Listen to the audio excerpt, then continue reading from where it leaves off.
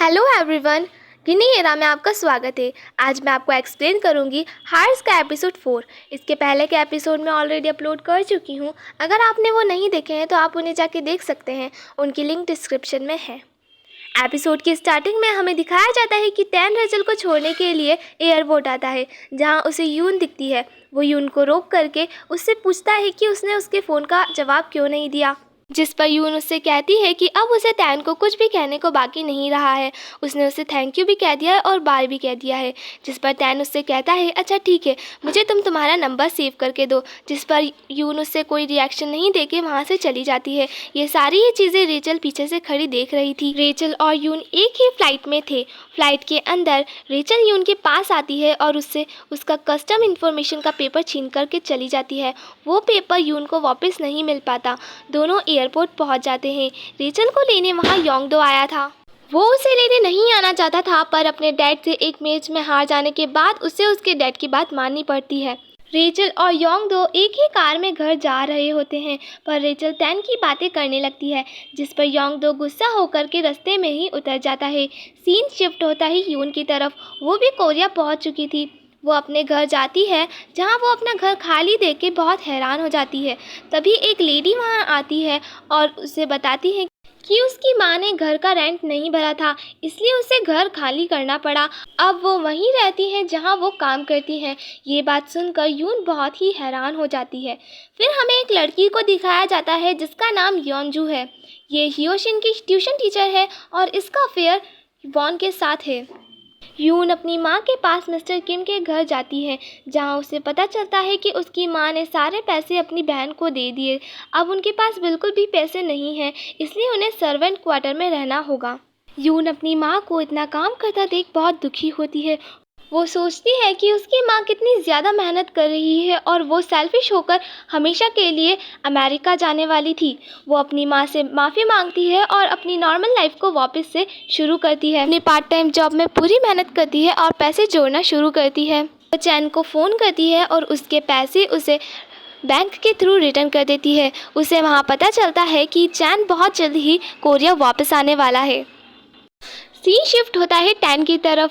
Tan यून को बहुत ज़्यादा ही मिस कर रहा होता है। वो कोरिया वापस आने का डिसाइड करता है। वो अपनी फ़ाइल को भी सबमिट कर देता है। टैन कोरिया वापस आता है। कोरिया आने के बाद सबसे पहले वो अपने भाई वॉन से जाके मिलता है, जो कि उसको देखकर बिल्कुल खुश नहीं होता। उसके बाद वो अपने मॉम डैड से मिलता है, जहाँ उसकी मॉम उसे देख के बहुत ज़्यादा खुश हो जाती है। वो अपने कमरे में वापस आता है। अभी भी वो यून को मिस कर रहा होता है। वो उसका दिया गया ड्रीम कैचर अपनी विंडो पे लगा देता है। अगले दिन टैन को यून के जूते दिखते हैं। उसे यून की कुछ झलकियाँ भी दिखती हैं, पर सिर्फ पीछे से। यून की माँ उसे आके उठाती हैं और उसे बाहर भेज देती हैं, क्योंकि वॉन कुछ दिन से घर नहीं आया था, जिस पर मिस्टर किम बहुत ज़्यादा गुस्सा कर रहे थे। यून की नींद पूरी नहीं हो पाई थी, इसलिए वो एक स्टोर पे जाती है और वहीं सो जाती है। योंगडो उसे देखता है और उसके पास आता है। उसके सामने ही बैठकर अपनी नूडल्स एंजॉय करने लगता है। तभी दो बच्चे वहाँ आकर झगड़ने लगते हैं। योंगडो उन दोनों को चिल्ला देता है, जिसपे वो दोनों बच्चे रोने लगते हैं। उनकी आवाज़ सुनकर यून की नींद टूट जाती है और वो वहाँ से उठ के चली जाती है। योंगडो उसे वहाँ से जाते हुए भी देखता है। सीन शिफ्ट होता है बोना की तरफ। अब चैन भी कोरिया वापस आ चुका था। बोना चैन को देखकर बहुत खुश हो जाती है। उसके बाद बोना को पता चलता है कि चैन और टैन अमेरिका में मिले थे, जिसके बाद बोना का बिहेवियर बहुत ज़्यादा ही वियर्ड हो जाता है। हमें यहाँ पता चलता है कि बोना और टैन एक दूसरे को डेट कर चुके हैं। बोना को इस बात की चिंता हो रही थी कि कहीं टैन ने चैन को उन दोनों के बारे में बता तो नहीं दिया। सीन शिफ्ट होता है यून और टैन की तरफ। ये दोनों ही चैटिंग पर एक दूसरे से बातें कर रहे थे। तभी टैन यून की मॉम को देखता है, जिन्होंने वही टी शर्ट पहन रखी होती है जो कि उसने यून को दी थी। वो थोड़ा कंफ्यूज हो जाता है।